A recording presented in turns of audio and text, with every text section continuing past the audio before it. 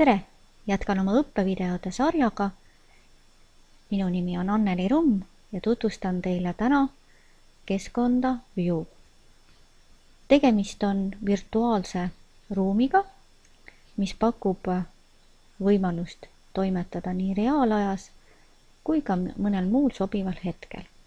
Mida siin teha saab? Kõigepealt saab siin ühiselt dokumenti toimetada.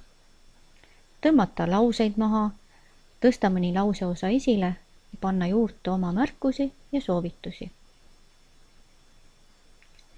Teiseks saab keskkonnas läbi viia töökoosolekuid, õppetegevusega seotud arutelusi. Õpetajal või töökoosoleku juhatajal on võimalik siin presenteerida oma esitlust. Ta näeb ära, kes on teda parasjagu kuulamas. Juuresoleval pildil kuvatakse meile, et kuulamas on 22 kasutajat. Webcami vahendusel ehk siis veebikaamera vahendusel saab luua ka videosilla. Keskkond sobib väga hästi õpetamiseks ja juhendamiseks. Paremal pool kuvatakse meile märkuste lisamine ja märkmepaberi lisamisel on näha, kes selle täpselt on lisanud, mis ajal ja mida see sisaldab.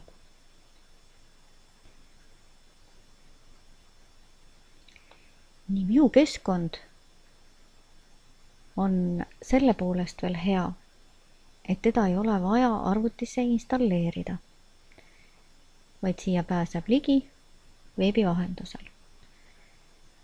Ta teeb koostööd erinevate süsteemidega, olgu selleks siis lauaarvuti, Mac, Linux, olgu nendeks failideks PowerPointi esitlused, dokumendifailid, pildid, videod, MP3-d või Flash-failid. Ja tasuta kasutamiseks on ta kuni 10 inimesele. Nüüd tasuta keskkonnas on juures reklaamid, kuid need on piisavalt väikesed ja ei hakka põhitegevust segama. Nii nagu eelnevalt nimetasin, saab siin läbi viia ka videokonverentsi ja jagada oma arvutiekraani kuulajatega. Koostöökeskkonna üks lisaväärtusi on see, et kogu see tegevus on võimalik salvestada ja hiljem näha siis, milline on olnud see logifail. See annab väga hea ülevaate õppetegevusest ja ka töökoosolekust, et kes mida parasjagu rääkis, milliseid tööülesandeid näiteks jagati omavahel või millised mõtted tekitasid esitlused. Nüüd, kes sisse logida ei taha ja kohe kasutajaks hakata, sellel ma soovitan proovida siis Take a Test Drive. Kui sellele nupule vajutada, kuvatakse teile ette näidisruum. Ja kohe vaatame, mida seal näidisruumis siis täpsemalt teha saab.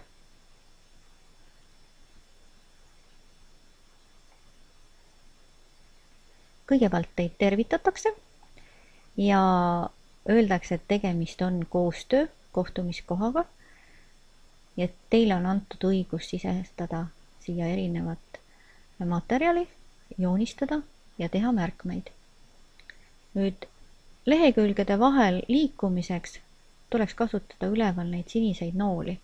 Proovin kohe järgi, kuidas see liikumine toimub teisele leheküljele. Ja praegu rohkem siin ei ole, kui on 2 lehekülge. Nii. Ja all on näha, siis kasti sisse palutakse teid sisestada oma nimi. Mina panen siia oma nime kirja ja sätin selle siis oma ekraani nimeks. Nii, ja lehekülgi on võimalik vahetada ka Pages rippmenüü alt. Et siin on nüüd näha, mitu lehekülge siin parasjagu on. Siin on tutvustav lehekülg, siis erinevate failide sisestamisvõimalused, kuidas juurde panna pilte ja dokumente, kuidas teha kutsumist, et kui me soovime, et keegi teeb meiega siin koostööd, et millised rollid on siis valikus, siin on vaataja roll, toimetaja roll, kaastöötaja roll ja moderaatori roll. 5. lehekülg näitab, et siin on võimalik ka joonistada ja joonistamiseks on kõrval pliiatsi tööriist ja pliiatsi tööriistaga saab siis siin jooni tõmmata vaba käega, saab lisada kujundeid, kirjutada teksti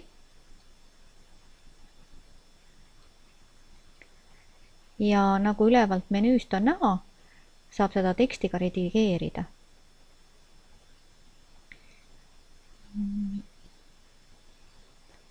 Kuues lehekülg räägib kommunikatsioonist ja näitab ära, et keskkonnas saab kasutada videokaamerat ning sisse on ehitatud VoIP-süsteem. Öeldakse, et ideaalne kasutamine on 3–4 rääkijat. Muidu lihtsalt tekib ülekoormus ja ei kuule enam, mida siis keegi kuskil räägib. Privaatselt on võimalik siin ka siis sõnumeid saata ja USA kasutajatele on ka selline telefonipõhiline konverentsi helistamisvõimalus. 7. lehekülg näitab, kuidas kommenteerida. Kommenteerimiseks on siin kõrval sticky notes ehk märkmepaberid. Kui selle peal klõpsata, avaneb märkmepaber ja märkmepaberisse saab kirjutada nii teksti kui ka teha seda häälepõhiselt. Kui siia on tekst pandud, näiteks õpetaja paneb siia ülesande sisse ja selle ülesande ta tahab kellelegi konkreetselt suunata, siis ta vajutab nupule task ja assign to user. Kui on juba see kasutaja teada, saab kasutada seda nuppu või siis saata e-mailiga. Nii, ja nüüd ma salvestan selle ära, ma praegu kellelegi saatma ei hakka. Ja mõne aja pärast peaks ta ilmuma siia kõrvale. Vaatame nii kaua siis edasi. Lähme siia esimese lehele Getting Started. Nüüd lisaks nendele valikutele on siin insert menüü all kuvatud, milliseid dokumente sisestamiseks saab panna. Kõigepealt saame luua täiesti valge lehekülje. Saame tuua siia faili oma arvutist, sisestada veebilehe aadressi ja see paigaldatakse siia ekraani keskele. Võime teha oma arvuti ekraanist hetktõmmise, tuua Google'i piltide galeriist pilte juurde, online video panna siin käima või siis kasutada mõnda muud meedia raamatukogu. Nimekirjas on ka mitmeid lisavidinaid. Nüüd voice over on see, et kui millegist üle liikuda, siis kostab hääl. Juurde saab panna nupu, et muuta oma lehekülg rohkem interaktiivsemaks, teha graafikuid, teha matemaatilisi tehteid, numbrilisi kalkulatsioone, MP3 player ja luua ka küsitluse või hääletuse. Vaatamegi kohe, kuidas ühte näidist küsitlust luua. Ja poll on siis see küsitlus, quiz on siis küsimustik, siis poll on nagu hääletuse versioon.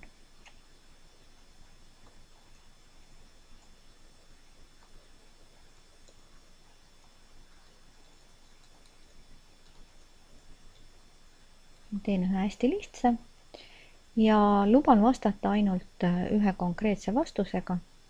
Panen korra selle siit kinni.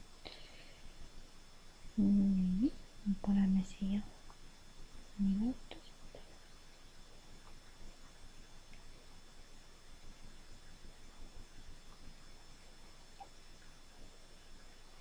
Kõrval prügikasti märgi juures saab selle valiku ära kustutada või kui meil on vaja valikuid juurde, siis add more choices annab siis lisavälju.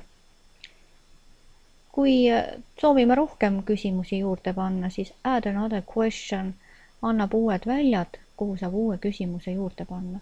Mina piirdun praegu ühe küsimusega ja vajutan nuppu Great. Ja küsitlus ongi valmis. Nüüd siin samas online'is on võimalik see ära täita. Ma valin näiteks B-variandi ja nupule Submit, sellega saadan oma vastuse ära ja koheselt kuvatakse ka tulemus. Menüü. Menüüriba näitab, et ma saan sisse logida, ma saan selle ruumi ümber nimetada, ruumist teha duplikaadi, eksportida PDF-dokumendi, salvestada kohtumise, muuta ruumi seadeid, laadida leheküljed alla, tekitada uue ruumi. Kutsuda inimesi saan ma siis mitmel erineval moel. Kõigepealt saates inimestele sõnumi meiliga, jagades linki ja siit võime juba siis vaadata, et kes sellele juurdepääsu saab. Et praegu on see täiesti tühi, et hetkel on siin vaba sissepääs. Nii, üleval luubiga versioonid annavad siis funktsioonid sisse suumimiseks ja välja suumimiseks. Nüüd, kui see kõrval paremal pool aken lahti teha, siis kuvatakse meile, mitu inimest hetkel online'is on ja ka nimi, kes toimetab. Ja all lahtris saab siis juba ka sõnumeid saata.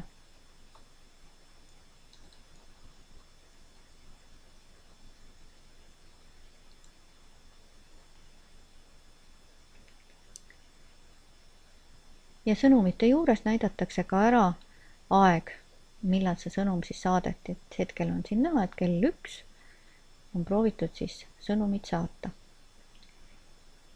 Nii, kommentaarid. Kommentaare saab sättida, et kas kommentaarid on väiksed, keskmised või suured. Nii, tuli uuesti see kommentaari aken lahti. Ja vaatame seda kokkuvõtte osa. Et mida näitab kokkuvõtte osa? Kokkuvõtte osa näitab, kes parasjagu siin mida toimetanud on. Kes on joonistanud, kes on kommenteerinud ja pange tähele, need kõik on ajamärkega. Ja lõpetuseks tuletan meelde, kuidas sellesse keskkonda registreerida saab. Esilehel on keskmine nupp Sign up free ja hetke pärast avaneb ka see registreerimisaken. Kui teil on olemas Google'i kasutaja, siis saate selle Google'i kasutaja ka sisse logida. Juhul, kui teil seda ei ole, siis tuleks sisestada oma e-maili aadress, valida salasõna, milline on teie aegruum. Ja juhul, kui soovite ka informatsiooni saada, siis tuleks lihtsalt selle ruudukese ees märgistada ära. Ja kindlasti märgistada ära, et te olete kasutajatingimustega tutvunud ja nendega nõus. Huvitavat kasutamist teile!